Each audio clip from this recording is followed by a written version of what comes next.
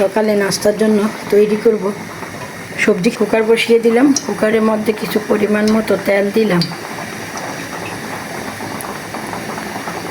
থাকে না আমার জন্য নিয়ে নিলাম চাল, ডাল, আলু, শিম,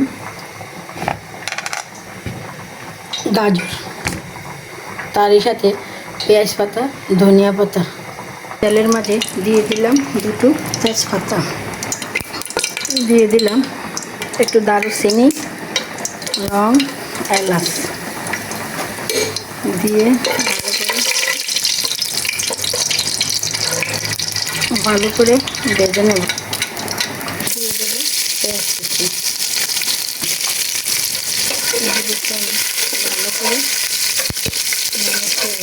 ভেজে নেব।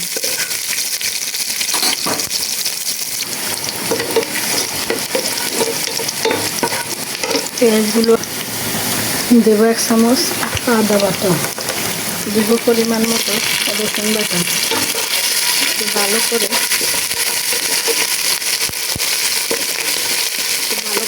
নেড়ে ছেড়ে দিয়ে দেবো সবজিগুলোকে। আগে দিয়েছি শিম আলুগুলো ভেজে নেব।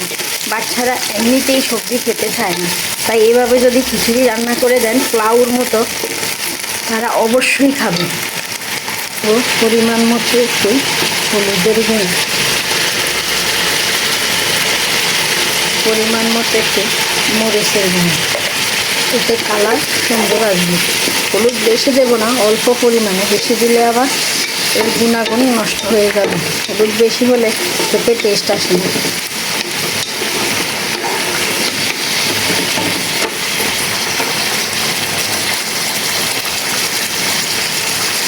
লবণ,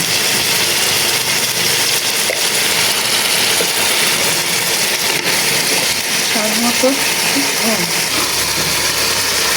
এবার আমি দিয়ে দিলাম চালগুলো।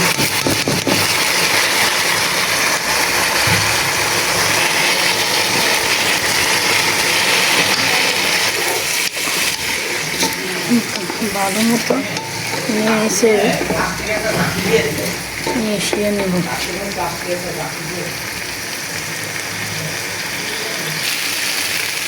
সাথে দিয়ে দেবো আলুগুলো। স্টেপ বাই স্টেপ আমি সবগুলো সাজিয়ে দিয়ে দেবো।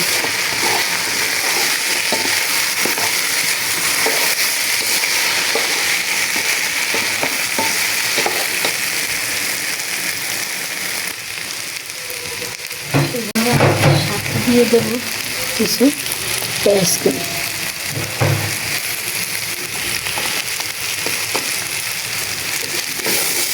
তারা তো ওগুলি মোটেও খেতে পারেন না। চালগুলো আমার ভাজা হয়ে গেছে। এবার আমি খুব গরম পানি, পরিমাণ মতো গরম পানি,